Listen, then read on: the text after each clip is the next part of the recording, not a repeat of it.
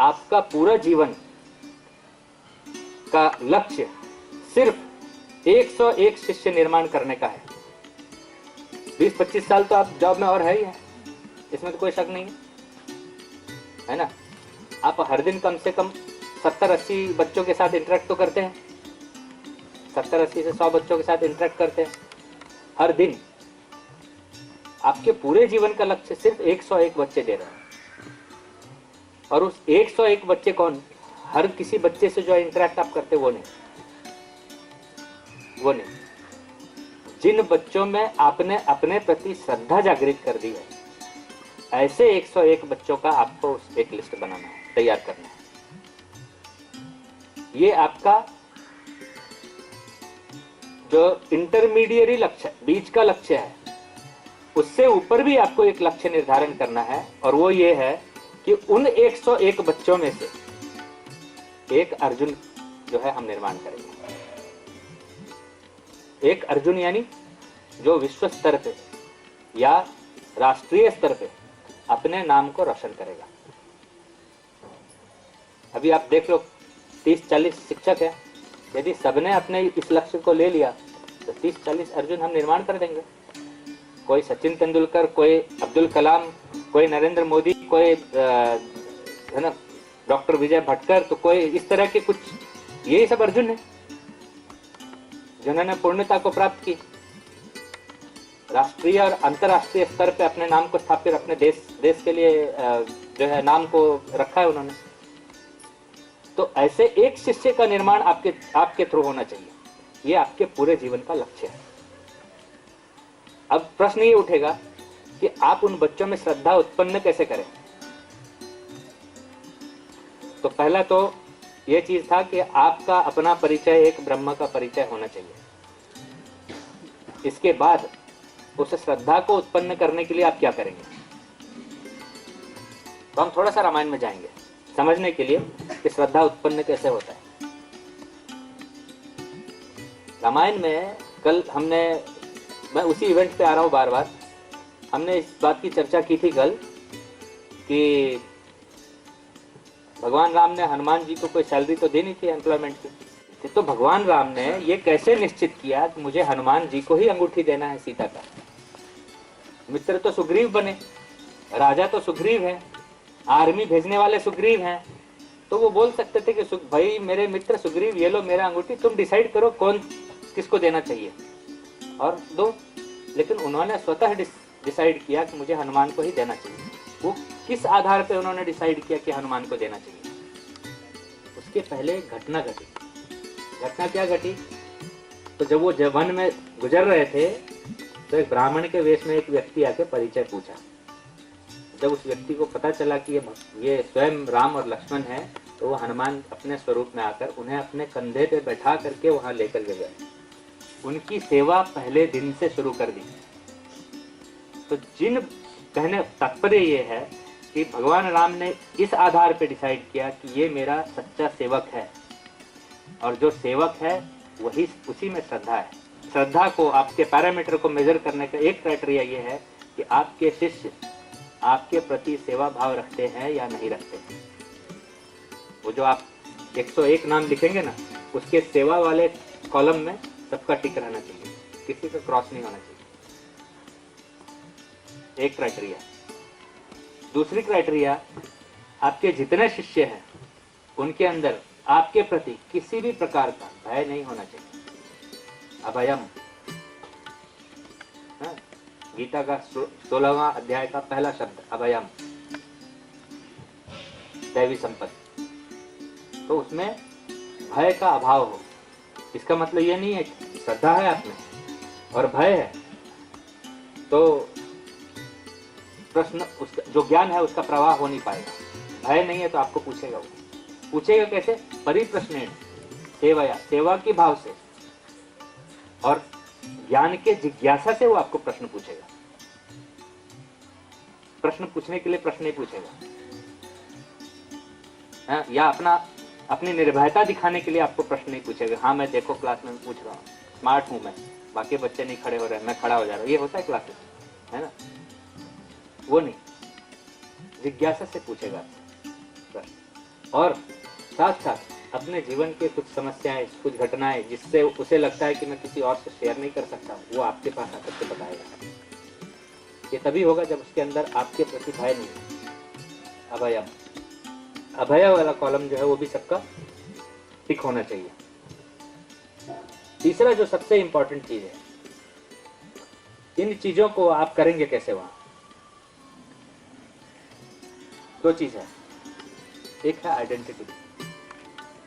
शिष्य, आपका शिष्य है, उसकी पहली पहचान आप बन जाते हैं। दूसरी पहचान उसके माता पिता होते हैं, होता है ना, गुरुदेवो भव। और तुलसीदास जी ने रामायण में जो काकभूषण जी कहानी कह रहे हैं, क्या नाम था शिष्य का, जो गुरु का चरण दबा रहे थे और भगवान शिव आ गए, तो वो चरण दबाना छोड़ करके भगवान शिव के स्वागत में शिष्य उठ गया। तो गुरु को तो कोई तकलीफ नहीं हुई, लेकिन भगवान शिव क्रोधित हो गए और उसे श्राप दे दिए। तो फिर उस श्राप को काटने के लिए गुरु ने फिर भगवान शिव की प्रार्थना की है। वो जो नमामि शमीशान निर्वाण रूपम, वो जो प्रार्थना है, वो प्रार्थना तुलसीदास जी ने अपने शब्दों में लिखा है, वो सुंदर प्रार्थना जो है किया है। तो भगवान शिव ने कहा है वहां पर कि जौ नहीं दंड करो खल चोरा, भ्रष्ट हुई श्रुति मार्ग मोरा। जो गलत काम किया है उसके लिए दंड यदि नहीं दूंगा, तो जो श्रुति मार्ग में चल रहे, जो अच्छे मार्ग में चल रहे, वो भ्रष्ट होने लगेंगे कि गलत काम का तो सजा ही नहीं है ना। ये जो विदेश से जो रिलीजन्स आए हैं उसमें सजा का प्रावधान नहीं है। बिलीवर्स जो हैं उनके लिए कोई सजा नहीं है, उनके लिए सिर्फ मजा है। लेकिन जो नन बिलीव करते हैं उनके लिए ही सजा है। ये है ना, हमारे भगवान तो आपको तर्क मिलेंगे उधर से, जब आप तर्क में जाएंगे, हमारे भगवान तो क्षमा कर देते हैं, तुम्हारे भगवान तो दंड लेके खड़े हैं, वो तो दंड देने वाले हैं, इसीलिए वो शैतान है, सैटन है। हमारे भगवान दयालु हैं, क्षमा कर देने वाले हैं, इसीलिए ये भगवान है। उनका तर्क जो है यहाँ, लेकिन सृष्टि इन तर्कों पे नहीं चलती है। भगवान का साकार स्वरूप ये सृष्टि है। कल हमने देखा निराकार स्वरूप इस सृष्टि को संचालन करने वाली शक्तियां हैं। कल गीता में पहला अर्जुन का यही प्रश्न था ना कि बड़ा कौन, और भगवान ने बहुत प्यार से बोला दोनों समान है ना इस चीज में। तो सूत्र ये था वहां पर कि उन चीजों पे सृष्टि नहीं चलती है, सृष्टि तो कर्म और उसके फल के आधार पे ही चलती है। तो कहने का तात्पर्य यह है कि गुरु और शिष्य, इसकी आइडेंटिटी जो है ये सबसे प्राथमिकता रखती है। गुरुकुल जो मैंने कल समझाया, गुरु के कुल से शिष्य का जो है जीवन शुरू होता है, शादी संस्कार उसके बाद शुरू होती है उसमें। तो गुरु आप जो है उसके आइडेंटिटी हो। दूसरा आइडेंटिटी उसके माता पिता है। तीसरा आइडेंटिटी उसके देवी देवता है। चौथा आइडेंटिटी उसका देश है, देश का इतिहास है। आजकल जैसे आप राम बोले, जैसे आपने कृष्ण बोला, ये इंटेलेक्चुअल आप पे एकदम कूद करके आ जाएंगे कि तुम तो कम्युनल हो, एक खास विचार वाले व्यक्ति हो। तो उन तर्क पॉइंट ये है, राम और कृष्ण ये हमारे देश के इतिहास हैं। यदि हम उसको ये बोल करके रिजेक्ट कर दें कि वो खास वर्ग बन जाता है, यानी हिंदू हो जाते हो ऐसा बोलने से, तब तो कल वो एक और तर्क लेकर के आएंगे। यदि तुमने अपने नाम के आगे अपने पिता का नाम लगा लिया, तो चूंकि तुम्हारे पिताजी हिंदू थे तो इसलिए तुम भी हिंदू हो जाते हो, तुम एक खास वर्ग के हो जाते हो। तो क्या हम अपने पिता का नाम हटा दें उनको खुश करने के लिए? फिर कल आपको आकर के बोलेंगे आपका जो ये नाम है ना, कमलेश, राजेश, सुरेश, ये नाम से पता चलता है कि आप हिंदू हो। तो फिर हम नाम बदलने लग जाए। कहाँ कहाँ आइडेंटिटी से भागेंगे। आइडेंटिटी से बचने का मतलब है खुद को मिटा देना। मोदी जी ने इसी बात को बहुत प्यार से कहा था कि जो अपने इतिहास पे गर्व नहीं कर सकता वो एक नया इतिहास नहीं बना सकता। तो राम कृष्ण हमारे नाम से भी गहरा आइडेंटिटी है हमारे जीवन में। ऐसी आइडेंटिटी बच्चों के अंदर क्रिएट करना, ऐसी भावना, ऐसी जागृति उनके अंदर लाना, ये भी श्रद्धा को पैदा करता है, श्रद्धा को उत्पन्न करता है, श्रद्धा उत्पन्न करने में सहायक होता है। हम लोग इन्हीं चीजों से प्रेरित, पूरी श्रद्धा है अपने काम में, आप सब में है। क्योंकि ये राम और कृष्ण, ये जो आइडेंटिटी है, ये हमें प्रेरित कर रहा है। इसको चैलेंज जो है ये हमें प्रेरित करता है। तो बच्चों में आइडेंटिटी को एस्टेब्लिश करना, अपने गुरु के प्रति, माता पिता के प्रति, अपने देवी देवता के प्रति और अपने देश के जो कोर इतिहास है उसके प्रति। 3, श्रद्धा कैसे जागृत करेंगे? 3 चीज। श्रद्धा जागृत करने के लिए आपको सब्जेक्ट एक्सपर्टाइज नहीं चाहिए, यानी आप केमिस्ट्री अच्छा पढ़ा रहे हो उससे आपके प्रति श्रद्धा जागृत होने वाली नहीं है। तो केमिस्ट्री अच्छा पढ़ के चला जाएगा कहीं और उसको अपने उस शास्त्र का दुरुपयोग करेगा और सदुपयोग नहीं कर पाएगा। डॉक्टरी तो बहुत लोग पढ़ते हैं, डॉक्टर बहुत लोग बनते हैं, लेकिन कभी आपको गाय के दूध का गुण नहीं बताएंगे। और प्लास्टिक में बंद होकर के आए हुए जो दूध आप पीते हैं डेली हर दिन, प्लास्टिक वाले दूध, उसके अवगुण नहीं बताएंगे। बताते हैं? वो बताएंगे नहीं आपको जो अच्छा लगता है वो खाओ। तो वो क्या है? ज्ञान है, मगर उसकी एप्लीकेशन जो है वो उन्हें पता नहीं है कि कहाँ करना चाहिए, कैसे करना चाहिए। श्रद्धा नहीं थी, ज्ञान लेते समय में श्रद्धा नहीं थी, श्रद्धा की कमी थी। 4, आप उस जो मोरल वैल्यूज आप उसे देने जा रहे हैं, आप इस बात का बिल्कुल ध्यान रखो, जो भी मोरल वैल्यूज आप उससे देने जा रहे हो, जिस किताब से भी, उस मोरल वैल्यूज को आप अपनी भाषा में ही उसे दें। अंग्रेजी में यदि आप मोरल वैल्यूज देंगे तो जो मूल्य, जो आइडेंटिटी, जो भाव आप करना चाहते हैं वो भाव कभी भी उत्पन्न नहीं होगा। अब इसका एक एग्जाम्पल देता हूं आपको। मैंने जब प्री स्कूल बनाया, पहला जो एक्सपेरिमेंट किया, तो मेरे मन में वही प्रश्न था कि बच्चे जो आए तो रोते हुए नहीं आए। जो मैंने कल आपसे चर्चा की, उनका जो पहला दिन है स्कूल का वो एक मंदिर की तरह से शुरू हो। तो उसके करेक्शंस के लिए मैंने क्या किया, प्री स्कूल में तो सब लेडीज टीचर हैं, कोई जेंट्स नहीं, हम जेंट्स रखेंगे नहीं प्री स्कूल में। तो मैंने उनको बताया कि बच्चे आपको जो है टीचर नहीं बोलेंगे, माँ बोलेंगे, क्योंकि एक तो उनके शिक्षा का उम्र नहीं है, उनका फिजिकल ब्रेन भी फॉर्म नहीं हुआ है, उनकी लॉजिक रीजनिंग जिसको माया बोलते हैं इससे वो परे हैं। उनके लिए कुछ अच्छा नहीं है, कुछ बुरा नहीं है, उनके लिए सब कुछ अच्छा है। जो देखेंगे वो आत्मसात करने वाले बच्चे हैं। तो उनको ऐसी पवित्रता में रखने के लिए पवित्र भाव सिर्फ और सिर्फ माँ में उनकी एस्टेब्लिशमेंट है। माँ मारती भी है तो भी वो माँ में चिपकता है। तो आप सब उनके सामने माँ का स्वरूप लें। मैंने शब्द इस्तेमाल किया माँ।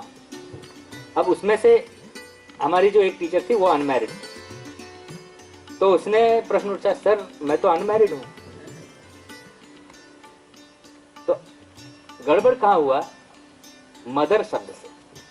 मदर शब्द का अर्थ होता है बायोलॉजिकल मदर। हमने अपने जो मूल्य हैं उसको समझने का पैरामीटर जैसे अंग्रेजी किया कि उसके भाव भी हमारे अंग्रेजीयत में बनने लग जाते, और उसका रिजल्ट मिल गया मुझे। फट से उसने बोला मैं शादीशुदा नहीं हूं, तो माँ कैसे? हमारे यहाँ पे नदियां माँ है, धरती माँ है, गाय माँ है ना। स्वामी विवेकानंद ने कहा कि in India every women other than wife is a mother. मेरे अपने जिस फ्लैट में मैं रहता हूँ, ऊपर में एक बुजुर्ग रहते हैं, करीब 80 साल के होंगे। वो जब नीचे आते हैं तो मेरी 6 साल को बेटी को जब देखते हैं बोलते हैं माँ नमस्ते। हम जब नवरात्रि करते हैं, नवरात्रि तोड़ते हैं, तो छोटी छोटी बच्चियों को उनका पैर छू करके उनको माँ के भाव से उनको भोजन करा के व्रत तोड़ते हैं। माँ हमारे यहाँ एक विज्ञान है। आप माँ शब्द बोलेंगे तो गौ याद आ जाएगा, लेकिन मदर बोलेंगे तो कौन याद आएगा? सिर्फ जो जिसने जन्म दिया वो याद आएगी। तो जो मूल्य सिखाने के जो पैरामीटर्स हैं वो आपको अपना रखना पड़ेगा यदि आप सही श्रद्धा को निर्माण करना। श्रद्धा का अंग्रेजी क्या है? श्रद्धा का अंग्रेजी क्या है? कोई बताए? कोई एक तो आवाज आए। हाँ, फेथ तो विश्वास हो गया, श्रद्धा नहीं है शब्द। आपको श्रद्धा का निर्माण करना है तो अंग्रेजी में कैसे करोगे? नहीं कर सकते हैं। प्रणाम करना है, प्रणाम शब्द किसको है? पैर झुक करके जो प्रणाम करते हैं उसके लिए है। अंग्रेजी में कैसे करोगे? पैरामीटर बदल जाता है। जैसे गुड मॉर्निंग बोलते हो, जैसे गुड इवनिंग बोलते हो, पैरामीटर, बोध का पैरामीटर बदल जाता है, मूल्य बदल जाते हैं, भाव बदल जाते हैं।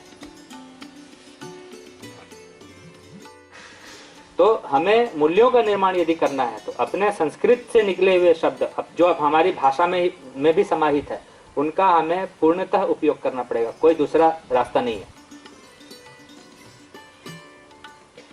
और लास्ट जो सबसे इंपॉर्टेंट पार्ट है, अब इसके पहले हम इसका विश्लेषण कर लें। आजकल क्या हो रहा है, श्रद्धा के जब हम बताते हैं तो आप देखेंगे सब इंग्लिश मीडियम स्कूल्स में या नीचे जितने भी इंटेलेक्चुअल्स हैं, शिक्षक और शिक्षण के जो विश्लेषक हैं, वो बोलेंगे बच्चों में इंटरेस्ट जो है उसके हिसाब से उसे चीज देना चाहिए। अब इंटरेस्ट और श्रद्धा एक ही चीज है क्या? इंटरेस्ट और एबिलिटी एक ही चीज है क्या? बच्चा जब है तो वो तो बच्चा है ना, उसके लिए पूरी दुनिया नहीं है। वो जो चीज देखेगा उसमें उसकी इंटरेस्ट जगती है। वो टीवी देखेगा तो उसमें कार्टून में उसकी इंटरेस्ट जगेगी, मोबाइल देखेगा तो गेम्स में इंटरेस्ट जगेगी, बाहर 4 बच्चों के साथ छोड़ दीजिएगा तो वहां खेलने में उसकी इंटरेस्ट जगेगी, उसे पानी में ले जाइएगा तो पानी में इंटरेस्ट जगेगी, उसे चिड़िया दिखाइएगा, चिड़ियाघर दिखाइएगा तो वहां इंटरेस्ट जगेगी। उसके लिए नया नया कलर्स, नए नए चीज, उसके लिए सब नया है, इसीलिए उसका वो इंटरेस्ट जगता है। मगर वो उसकी गुणवत्ता है क्या? वो उसकी श्रद्धा है क्या उन चीजों में? नहीं है। ये सब अलग अलग चीजें हैं। आपके अंदर आप ये प्रश्न तो आपको अपने से भी पूछना पड़ेगा कि मेरी इंटरेस्ट क्या है और मेरी श्रद्धा क्या है, मेरी गुणवत्ता क्या है। ये आप लिखो, ये तीनों चीज अपने लिए आप डिफाइन करो। वो इंटरेस्ट जो है ना, वो हॉबी हो सकता है, आपका प्रोफेशन नहीं हो सकता है।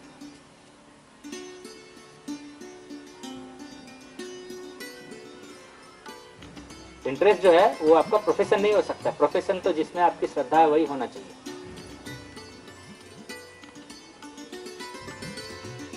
ठीक है। लास्ट और सबसे इंपॉर्टेंट पॉइंट, जिसके बगैर शिक्षा संभव नहीं है, और इसके ऊपर थोड़ा विश्लेषण करेंगे हम, और वो है शाकाहार। ब्रह्मचर्य का आधार है शाकाहार। हमारे 5 इंद्रियां हैं, 5 ज्ञान इंद्रियां हैं। 5 ज्ञान इंद्रिय कौन कौन से हैं? यानी 5 सेंसेस जो अंग्रेजी में पढ़ाते हैं, आंख, नाक, कान, जीभ और त्वचा। इसके 5 ऑब्जेक्टिव्स हैं। 5 इंद्रियों के, 5 ज्ञान इंद्रियों के 5 ऑब्जेक्टिव्स हैं। रूप, रस, शब्द, स्पर्श और गंध। नाक का गंध, आंख का रूप, ऐसे है ना, त्वचा का स्पर्श, ऐसे इसके 5 ऑब्जेक्टिव्स हैं। तो त्वचा का स्पर्श यानी कोई आपको छुए तो त्वचा से, शीत है, उष्ण है, सब त्वचा से आपको फील होते हैं। तो आपको यदि गर्मी अच्छा नहीं लगता तो आप एसी की तरफ भागते हैं। आपको ठंड यदि त्वचा बर्दाश्त नहीं कर सकता तो आप रजाई में घुस जाते हैं। या वो क्या आजकल चलता है, रात को गर्मी के दिन में भी वो आग जलाते हैं, उसको कुछ तो बोलते हैं। हाँ हाँ हाँ हाँ, वो तो इसके ऊपर कंट्रोल करना आपके सबसे जो इम्पोर्टेंट पार्ट है, और सबसे जो आसानी से फंस जाने वाली चीज है। थोड़ा तो गर्मी आप भी बर्दाश्त कर सकते हो, है ना, मन के इससे थोड़ा सा शीत आप बर्दाश्त कर सकते हो। आपको कोई फिल्म नहीं दिखाया तो चलेगा, थोड़ा सा बच्चा रो लेगा फिर चुप हो जाएगा। लेकिन जो सबसे आसानी से जो इंद्रिय वस्तु में फंसने वाला वो जीव है। यदि जंक फूड अच्छा लगता है, चिप्स अच्छा लगता है ना, कुरकुरे अच्छा लगता है, तो बच्चा उसके लिए जान दे देगा, चाहिए उसको, है ना। इसीलिए ब्रह्मचर्य में सबसे पहले जीव पे कंट्रोल करना सिखाया जाता है। सबसे पहले यदि जीव पे कंट्रोल हो गया, उस मैकेनिज्म को आपने बच्चों में जो एस्टेब्लिश कर दिया, तो बाकी इंद्रियों पे कंट्रोल करना धीरे धीरे आसान हो जाता है। क्योंकि जब मैंने कल बात की, एक प्रॉब्लम एरिया एनवायरनमेंट यानी जो टीवी देख रहा है, जो बच्चों से सुन रहा है, ये प्रॉब्लम, ये वातावरण जो बच्चों के चारों तरफ है, जो एडोलेसेंस जैसे प्रॉब्लम को जन्म दे रहा है, इससे बचने के लिए सॉल्यूशन जो है, प्रोएक्टिव सॉल्यूशन जो है वो ब्रह्मचर्य है। यदि आपने बच्चे में वो शक्ति निर्माण कर दी, सही समय पे, जिससे उन चीज़ों को वो रिजेक्ट कर सके, उसको ऑब्जेक्ट कर सके, नहीं चाहिए मुझे, तो आपका काम हो गया ना। उसे क्यों सेक्स एजुकेशन देंगे फिर हम, है? सेक्स एजुकेशन दे सकते हैं लेकिन फैमिली एजुकेशन नहीं देंगे। माता पिता आपके दादा दादी एक साथ रहें, ऐसा फैमिली को और बच्चे को ऐसा एजुकेशन नहीं देंगे। वो बच्चे यदि ऐसे वातावरण में रहें तो सेक्स एजुकेशन की जरूरत क्या है? तो सामाजिक व्यवस्था में ऐसे ही बड़े हो जाएंगे बच्चे, लेकिन वो उसको सॉल्यूशन नहीं लेते हैं। ये रिएक्शनरी मोड में और दूषित करने वाले सॉल्यूशंस लेते हैं। इसका सबसे इंपॉर्टेंट प्रोएक्टिव सॉल्यूशन है ब्रह्मचर्य, जिसका आधार शाकाहार है। अब क्या है, जो लोग मांस खाते हैं उनके दृष्टि में हमेशा मांस होता है, यानी मुझे मछली खाना है, मुझे अंडा खाना है, मुझे चिकन खाना है, तो और भी बहुत सारे जीव जंतु हैं, मनुष्य बचा हुआ है, ठीक है, तो मुझे ये सब खाना है।